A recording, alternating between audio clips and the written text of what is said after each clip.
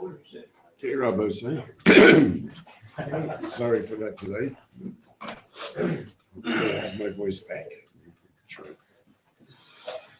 So, welcome to the review on Parshat Vayakhel, Dov Shinayin Vav.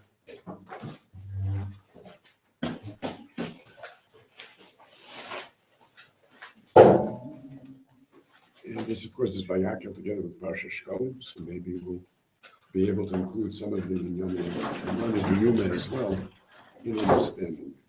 First, let's take a look at Parshat Vayakhel itself. And Parshat Vayakhel strikes us as being the most absurdly repetitious parsha in Kol HaTorah Kula. It's repetitious to the point that even Rashi decides to opt out of giving a Pirush. I already did all this, so we start all over again. So the only thing he gives a Pirush to, basically, is the Marot HaTzovot, which the Marot HaTzovot weren't brought up earlier. So that he explains. But mostly, if you're doing, Chumash and Rashi, you've got a really fast parsha to get through because there's almost nothing there.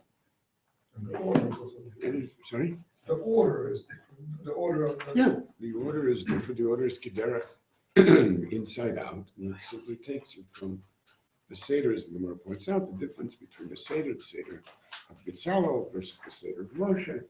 But is Rishonim, basically, really which parshas we're referring to. But the parsha is the Seder over here, in which we go very logically. We make kabayas, put in the orain, and then we build the parochas, and then we put in the kingdom outside of the parochas, everything in order. Close the door, get outside, put up the Mizbech Hazov. Actually, first we then put up the chotzer and all of the villanot of the chotzer, the anything made out of the choshet comes at the end, including the Mizbech and the choshet, of course, and including the kior v'kanon. And that's basically it. So the Rabbeinu Vayakhel talks about how HaKadosh Baruch Hu thinks that he really is mechave. He does more.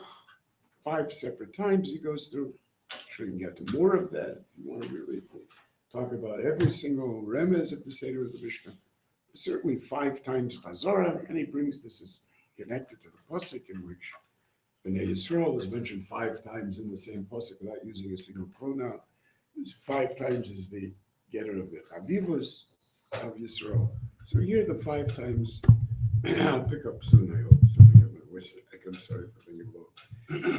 So we have over here, I don't know, we gave a shir last year about the nature of Chavivus and how that redefines the Nesidus HaTorah in general.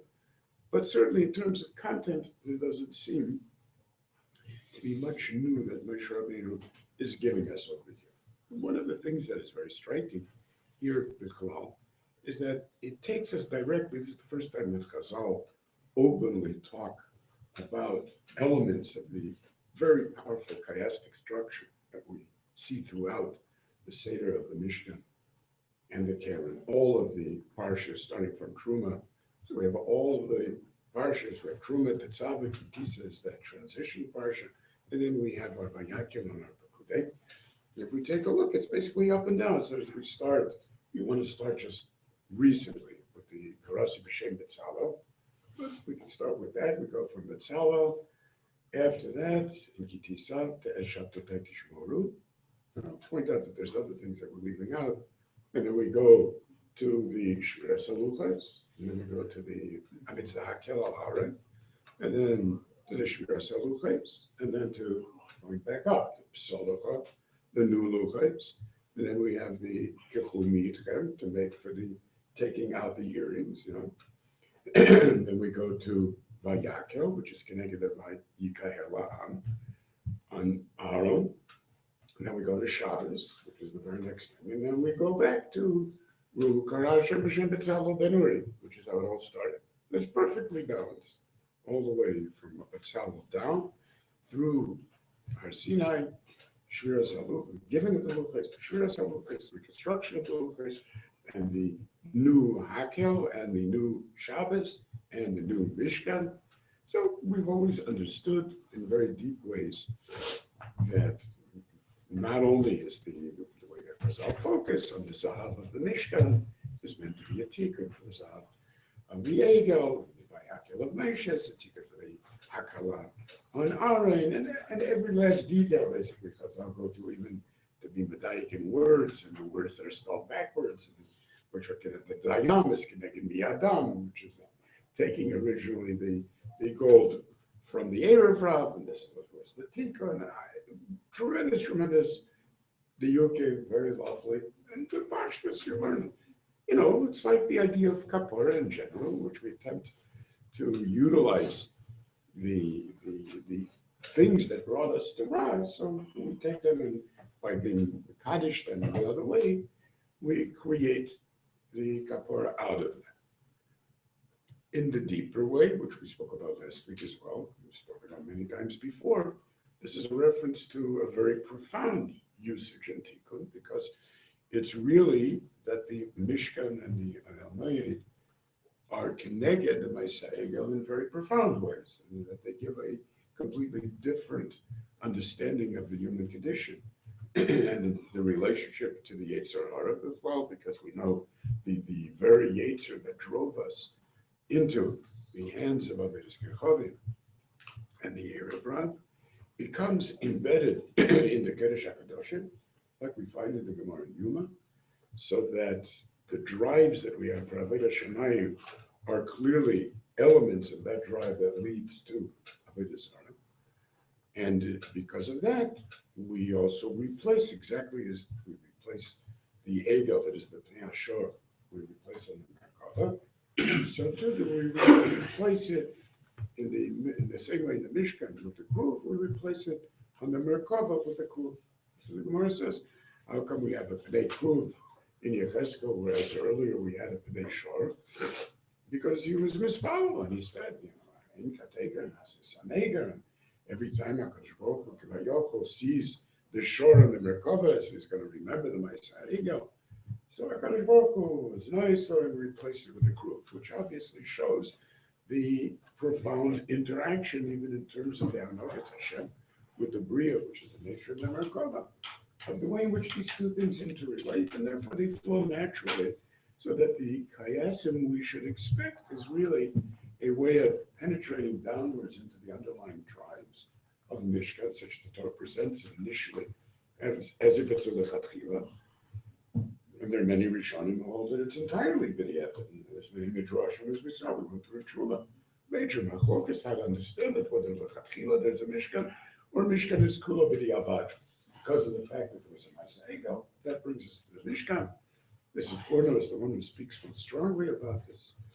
That the whole derech, lechatchila, this is referred to in the Posik, where Kodesh Baruch Hu says, I was never mitzav on Korbanos. Was I ever mitzav on Korbanos? Botziot Eretz Mitzrayim? Or never. I mean never.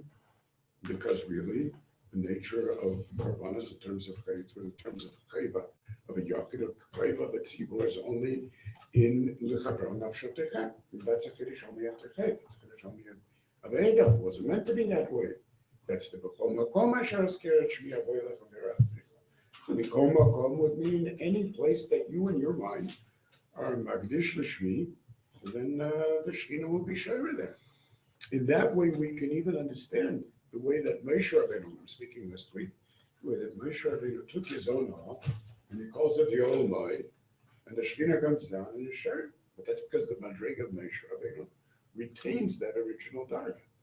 So that to him, and that's the ultimate transcription of the Ramban. The Ramban talks about the Mishkan, the idea of the Mishkan, which is one of the Lechatchila Mishkanites. So when you were up on Har Sinai, so now Klal Yisrael was Kodesh, now it's become aware of the Yashras Hashchina, so now it's necessary to make a Mokum Yuchad to recreate the Kavod Shamala on Lamas. Okay, so the way that Moshe Rabbeinu would do that would be the way it was the Lechatchila. Fine. So this becomes the Omayim. And Asher ben Enesh, and as he goes into his house, the Shekhinah follows him, and everybody sees, and the Mishtakavet to the Yonah. So that would be a perfect explanation of what we spoke about last week at the time of the, we had, I think, a Birkat Rebbe Eliezer that spoke about the middle Arboim Yom actually never took place on Har Sinai, but they did take place, as the Ramban points out. This would be the explanation of why it speaks about that whole piece of how Moshe made an Omoed in his tent. That would be for those 40 days, essentially. In those 40 days, the Shekhinah was shara only for him because he still retained that possibility. Okay, so that would mean that essentially the idea would be here in one direction or another, either the integration of the things that led to Chet or the Chatchila, allowing us to see and uncover layer by layer, which is the value of the chiastic structure, uncovering layer by layer how we need to get down to the issues that endanger us in terms of the Hakila and in terms of the actual Maisa Ego, and then rebuild and see how it is that we can have at least, as the Sfuna says, at least a mokum, at least some zecher. But HaKadosh Baruch Hu never actually accepted Moshe Rabbeinu's request to be sheikhing the Techam Mamish, because otherwise we would have been able to be restored to that original Darga, and we were never restored to that Darga. So basically, it's like a Hatzalah in terms of how he sees it. So now, you have to go through all of this with all of the korbanos, with all of these halachas, with all of the problems of Aveda and being Yachid, Levi, and Kayanim, and the Levi through the fight of the ego specifically. And the Darga of the Kuna is then understood differently than we understood it. It now becomes the Darga of those who were the most, so to speak, Kanoi ben Kanoi, like we find by Pinchas, which is a completely different take, but both share the sense of how we look at the human condition as being built of Inyone de Yitzra. And that turns out to be a very important way of penetrating what is going on in the parsha that actually is new, and that will help us to see what has been given to us here. And actually, that question of the relationship to Yetzer is very fundamental in the Zohar. The Zohar says that that's basically what is happening in the Mishkan. The Mishkan is an attempt to create an alternative reality to a world that is built of the dark side. Right? So that's the Sitra Achra. Achra always means outside of the area that we want to use, as we call Achra because of this. The things that you would least expect to be a Mokum of Tikkun. So the way the Zohar describes it is very, very dramatic. And as Moshe Rabbeinu begins putting the Mishkan together, the whole Sitra Achra begins to shake. I compared it to the movie 2001. You start pulling out Hal's memory pods, and then everything starts falling apart. So over here, as Moshe Rabbeinu attaches each new thing in the Mishkan, it's another blow to the Mokum of the Sitra Achra in the world. And after the Hakomas HaMishkan, now you have to access the Sitra Achra only through your own rotzen for evil, and no longer as the Shlita that it used to have. And that, of course, would go directly from the sukkah that we had about the Achas B'Shana at the end of Tetzaveh, through the Chaparal Nafsha Sechem and Kitisa, through the Kiyor V'Chano, which is V'lo Yom Musu, which is Nogea the Achas B'Shana as well, as we pointed out. And fine, then we come to this moment of the tremendous Asiyah, to be Mitake, where everybody, instead of giving gold to the ego, gives the gold to the Mishkan. As the Medrash itself points out, does not really make any sense, because it's like in Chayachol Amod al Ofyo Shel Mazon. These people, they don't make any sense. They're crazy people. I mean, like, you ask them to give to the Mishkan, to the ego, and everybody's like dumping everything they own, ripping out the earrings from their wives, their kids, and great. And then, a few days later, basically, you're asking them to give for the anti-ego, and everybody's doing the same thing. To a kid, and it's very interesting, as we pointed out, the Medrash inverts the story, because it says, okay, Moshe Mador, this rich kid comes into town, and the Gaboyim all find out about the rich kid, So of course, oh my gosh, they're running, we need this. we need a new mikveh, and we need a new Beis Medrash, and yeah, fantastic. And he's writing checks left and right. And finally, they feel bad, like they're taking advantage of it.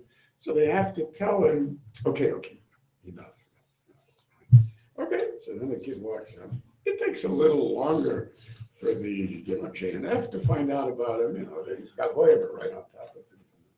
But then finally, the institutionalized charities, they find out about him, the establishment finds out about him.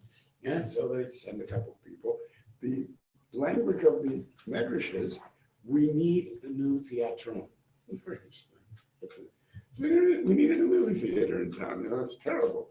Oh, wonderful. I really believe in movie theaters. And it starts writing checks left and right, and they finally feel bad. And they say, oh, okay, we have enough already. And Moshe Rabbeinu has to say, we have enough already. So they say, okay, die. I mean, you would think that there's not much of a question. The Medrash made a question by inverting everything. And the pashtus is, and that's the way everybody takes it, because people do tshuva, so now they're using the money for the right thing. It's so hard to understand. On the contrary, they realize they made a mistake. We used our money wrongly. And, because of that, we had to do tshuva. I don't know, it's not so crazy. See it all the time, But by inverting the story, the Medrash makes it sound like, there's a crazy kid here who doesn't know what he's doing. And it's obvious that the Medrash is focusing on something else. The Medrash is focusing on the fact that they have to be told to stop giving. That's what's bothering the Medrash. Because, for a very good reason, because the idea of the Mishkan is meant to be calculated, defined. It's Malachas Bachsheves. And we find indeed in the Parsha this emergency, amazing emergency, as the unfortunate point out. Rashi tells us that everybody is working on something else, right? And it's not as if you have like this whole craft center, So you've got carpenters, you've got metal workers, you have gem workers, you have weavers. I mean, it's like a big thing, and everybody's got his own area to do. And all of a sudden, everybody stops working, and comes running to Moshe. So each Milachto, everybody comes from a different place. And they all say to Moshe that disaster is taking place. People are bringing too much.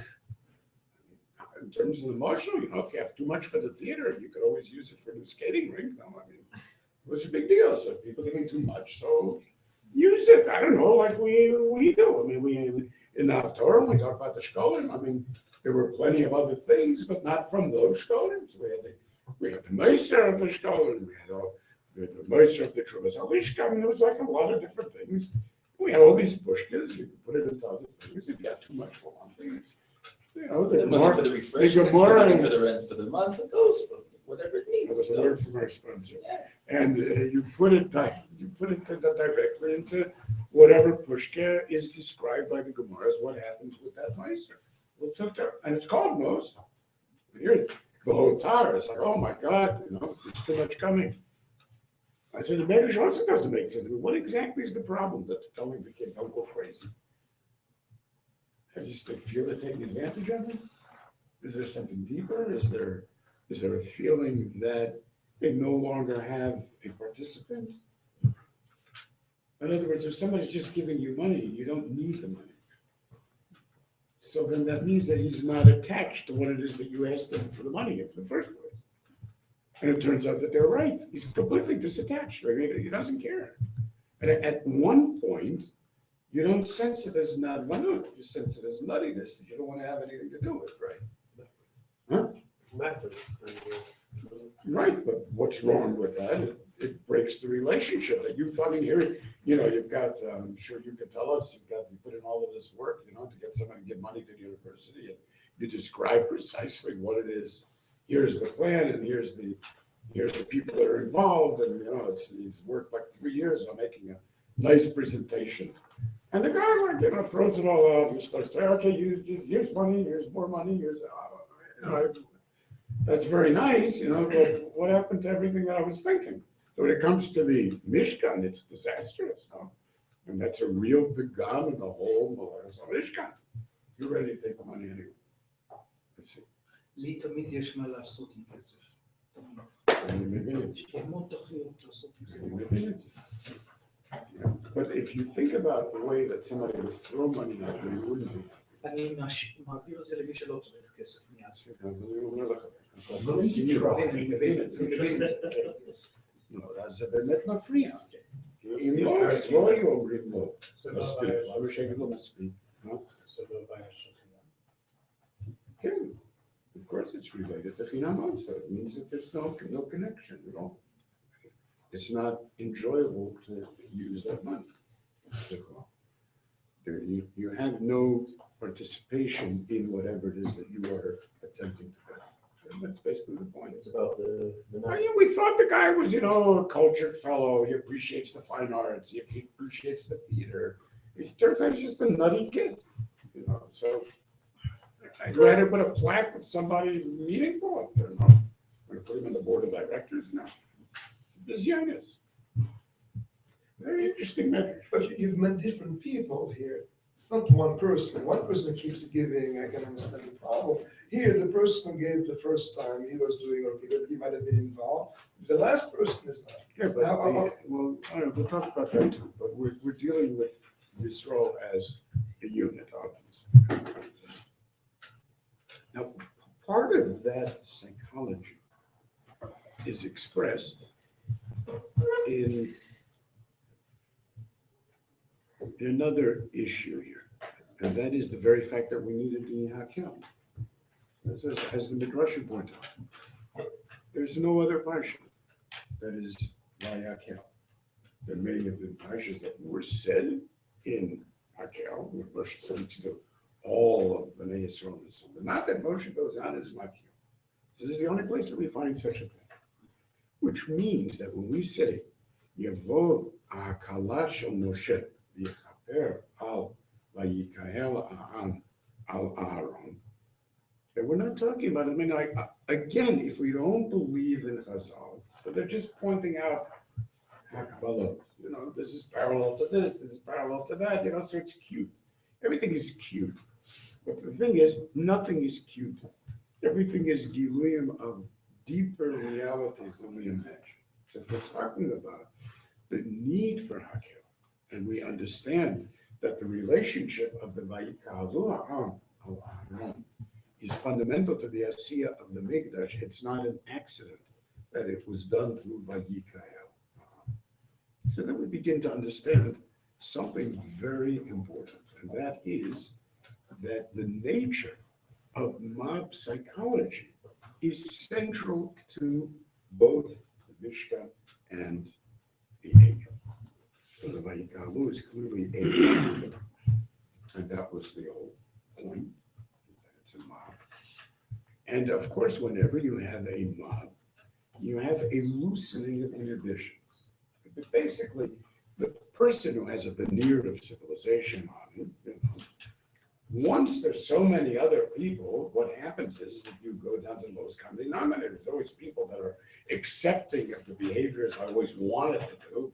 But I never really accepted in myself that I should just go around murdering or, and just be a Nazi the way Nazis act. I always thought I was different, but you're with this whole group, and it's such an amazing experience. Everybody's in this together, the blood is exciting, and the gore is exciting, and the sex is exciting, and the music is exciting. It's like a massive rock concert, which is exactly what happens at the Ego. It starts off as a religious experience, and then it becomes open arias, and then it's mecholot, and a classic rock concert. Everybody's going to enjoy the music, and then everybody's going to enjoy the sex, and then everybody's going to enjoy the drugs and the dancing, and that's exactly what we have in the mecholot.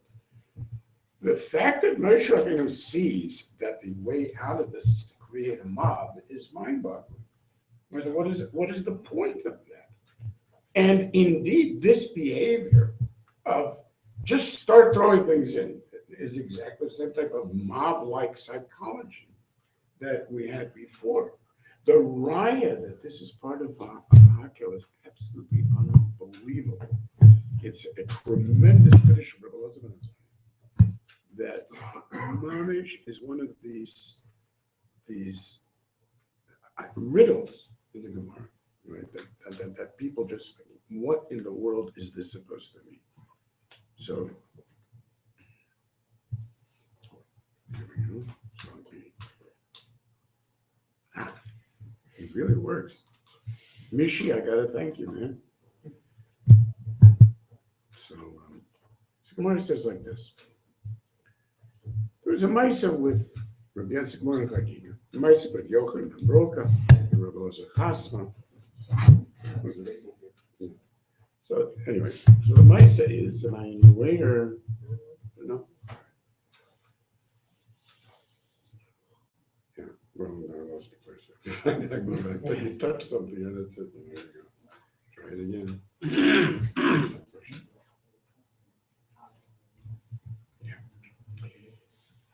So Maisa Rabbi Yochanan ben Broka, Rabbi Elazar Chasma, Shocholak Bil Play Rabbi Yeshua ben Bekiim.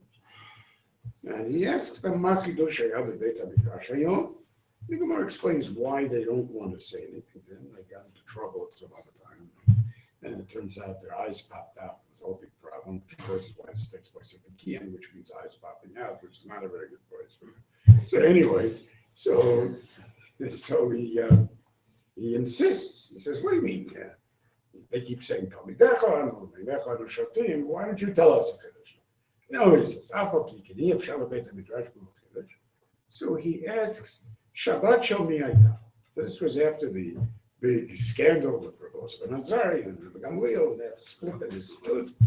So they tell him it was the Shabbat of Rabbi Elazar ben Azariah. It's very interesting because out of the opening word of Vayakhel, there's a number of midrashim that read like this. How come this is the only parsha that's in Hakhel? Well, it's because HaKadosh Baruch Hu wants you to know that if you sit in your derish and Yom of Shabbos, so then you're zeichet, it's as if you're standing on Har Sinai and yourself with all of the brachas, and that's why David HaMelech says that he's going to be mevaser tzedek. Are you mevaser tzedek?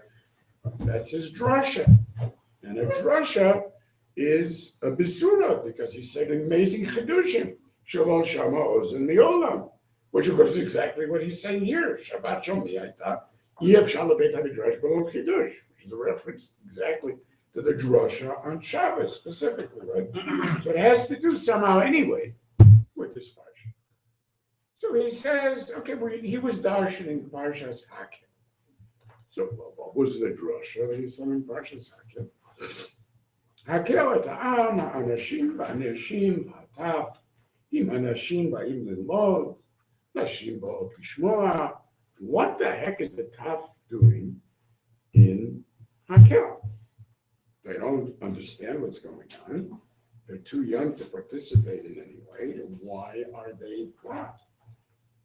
And he said a chiddush, they're being brought litain sachar le'nevi'ei,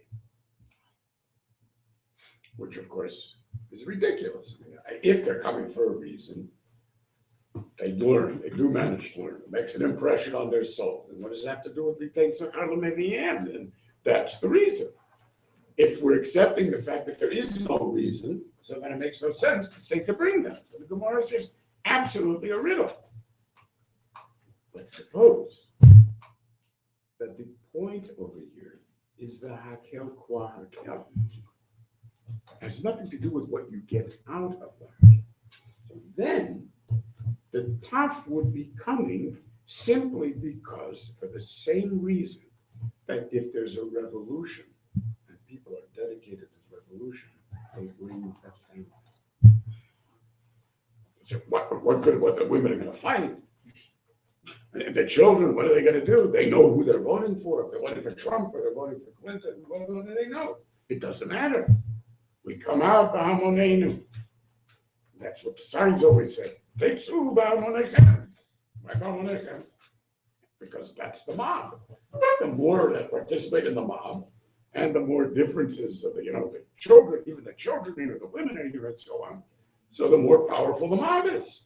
Now everybody, you can really pull it down to the lowest common denominator. And what's amazing is, you take a look at Nehemiah, he uses the mob also.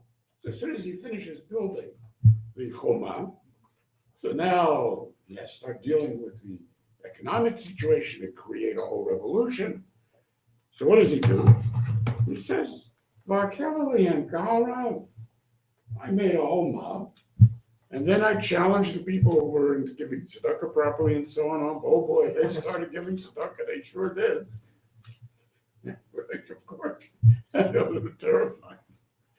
And over there it says that the women came out and the women were so. Okay, so apparently this is the meaning of the Gemara. So indeed, he says, my God, you had a margalit like this in your hands. You weren't going to tell me that shot. I would never figure that out. It's brilliant because you always look for some type of advantage in the thing, not that the thing stands for itself, right? So you see clearly that that's exactly what's going on over here. There is something specifically about the mob itself. And remember, it's all very nice for us to compare this to modern day mobs, that again, they begin with some type of religious or some type of musical, or whatever it is, but all of these mobs begin with an idea, with a belief of some kind, with a shared experience of something that is spiritual in some level, whether it's worship or whether it's music or whether it's improvement of the world in terms of tikkun olam for political reasons or deposing the king or the vicious government or whatever it is. So this is how it begins. And invariably, in terms of the Umas Elam, it's really not important in their terms that it ends in Avodah Zarah. What's important is that it ends in drugs or something like this, right? Or murder, or football games ending up with people killing each other, fighting, and so on. But remember that the Klal Yisrael, the nature of Ra, is Avodah Zarah, essentially. So that the makor of all other expressions of Ra is to us, amazingly, the very fact that people don't want to be free. In other words, the very idea of being willing to live within the rooms that you've set up for yourself, the prisons and the cages that you've set up for yourself, and you're now willing, as Moshe Rabbeinu finds, to dance around the creations that you made, which means you'll never get out of it, as Rishon points out. And that's the idea of Mecholo. You're locked into a mad kind of dance around the things that you made in the first place, which is always what the dog is making fun of in terms of Avodah Zarah. I mean, it seems to be such a ridiculous kind of thing where you first set it up and then you turn around and worship the thing. What does that mean? But of course, it's exactly what human beings do with everything. They first have an idea, and that idea becomes the given, and now they sit around and worship that idea. And that's essentially the impossibility of ever discovering, as the Rambam says, a derech emet, is linked to this underlying serious disease. It's literally a malproduct, and it's a byproduct to such an extent that it's a byproduct that, remember in the Gemara, anything that has to do with Avodah Zarah has to do with feces, by definition. Right, so it's always something, and if you'll find all the humor that the Gemara says you're supposed to laugh at Avodah Zarah, there's always bad humor. That seems ridiculously childish, and yet that's exactly the Navi does this. The Navi gets, yes, there you go, Bill. Poor guy, he can't get it out, can he? Yes, indeed, So there's this kvedo that he's unable to release, or take your Avodah Zarah, stick it up your ass. I mean, funny, that's mutter to say. It's not very nice, says the Gemara, but you're supposed to make fun of Avodah Zarah. So, I'm like, why? Because that's exactly the point. In the development of an intelligent species, that the earth as an organism defecates. In other words, there's always going to be dead ends. There's always going to be unusable matter. There's always going to be those things that come out along the way that need to be flushed away. And it's our Ravina's goal in life to flush all of that away and to be retired things in such a way that now and this is exactly what's happening here. In other words, we're taking whatever those drives were, and we're attempting to build that which destroys a world that is full of it. And that's the exact point here, as the Zohar says. So that to us, when we talk about, and what would a mob do if it's really touching the underlying elements of the human psyche, that having torn off all of the inhibitions will experience the mob-like behavior, it's going all the way down to Avodah Zarah. And we have, despite the fact that everything else was happening here, right? So in other words, Vayakhel is murder also. L'sachek is incest also. L'sachek is everything, but that's the byproducts. Znus is Avodas Kefod. A byproduct of that znus is to be zoneh in terms of the body, in terms of morality, and so on and so forth. But the essence of where it comes out of, that's the underlying interconnection of and so somehow or other, we are bringing one mob to fix the other mob. Which doesn't make much sense. I mean, why would Moshe Rabbeinu believe that bringing people to such a meeting is going to be a tikkun specifically? It doesn't need to be much of a tikkun, but we begin to understand how the Vayakhel per se, whatever differences we could detect in the Vayakhel, are going to be differences, profound differences in what emerges from the Hakohen. So if from Aaron HaKohen, we take a look at the emergence of Avodah. So when I say emergence, I mean that very strongly, literally as a word, because that's the Vayikol. It takes Hegel, that means it made itself. That's what Aaron said. I don't know, it just sort of popped out of nowhere. I have no idea where it came from, which is exactly this point. You never know where it came from, but you can't trace these behaviors and how it is that they relate to this. And a lot of psychological work is done on this to try to figure out what actually are the areas of the brain that suddenly come into play. And when you remove these inhibitions and the areas of the brain in the prefrontal cortex to control these kind of things, and how it is that all of a sudden the control is dropped. Okay, whatever it is, comes along Moshe Rabbeinu now, and somehow there's a sense of emergence as well, because it's, as I'll say, in exactly the same way that we find Vahabayit Bihi Banoto by Shlomo HaMelech, which means the Bayit was building itself. So he was Ra'ad, the Chayfetz Hashem was Itzliach B'yado. Moshe Rabbeinu saw the same thing is happening with the Mishkan. He could not understand how it was happening. And as the Rishonim point out, there's good reasons for not understanding. There's not one person here that should have the slightest clue about what he's doing. And not only that, but as the Midrashim point out, Rishonim or Masbir, Moshe didn't even have time to explain anything.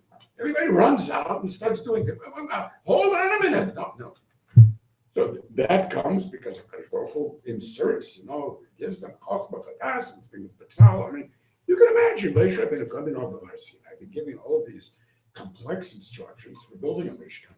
Then HaKadosh Baruch Hu inexplicably tells him, look, just call Betzalel. He calls Betzalel, a little 13-year-old shows up.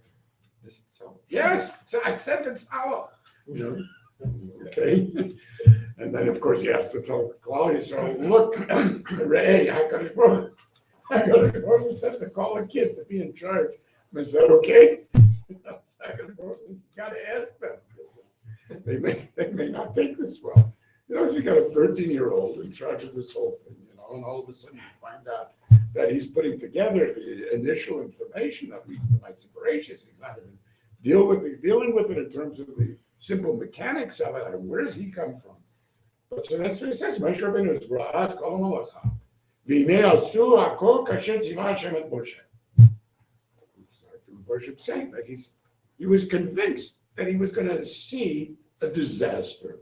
They were going to be working on this for God knows how long. He was going to have to throw everything out, start all over again, because he hadn't even explained to them what needed to be done. How in the world could have they been mechaveh? It just doesn't make any sense. And this is the Ramban says, look, think about it. These people never were exposed to any of these arts. I mean, you're talking about, jet work is very fine work. These are people like the work that they were doing for centuries here is gross kind of work, I mean, their hands must have been swollen.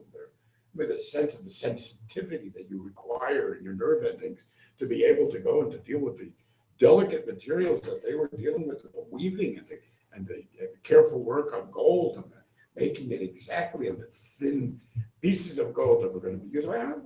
They didn't have the physical capability of doing this. Certainly, they didn't have any training, and how much, even if they had training for a couple of months, I mean, how did they have the opportunity to practice? And nothing. This is way beyond, and as the McDover points out, this is way beyond any concept of bitachon. I mean, you're just an idiot if you say, "Don't worry, I shall do it." You shall do it. But what's amazing is, this is, as Ramban says, Vayikhbali Bamba Hashem. It just exploded, utilizing the chaos of HaKadosh Baruch Hu's presence. But what's amazing is that there is actually, if you're talking about mobs and malfunction, the one place that you actually find such things literally happen is brain damage. If a brain is damaged, what happens at times is that the victim suddenly becomes a betzalel. So you have stories of people who, they can't read music. They never played an instrument in their lives. All of a sudden, they're in an accident. They play any instrument without ever having seen it before. Make up symphonies like Mozart. It's absolutely crazy, same thing in terms of mathematics, physics, and so on, until the brain heals. Well, all right. We have to go out to Meyer, but we shall continue this. I was sick, I couldn't speak. I guess it wasn't enough. I probably go by Hashem. So,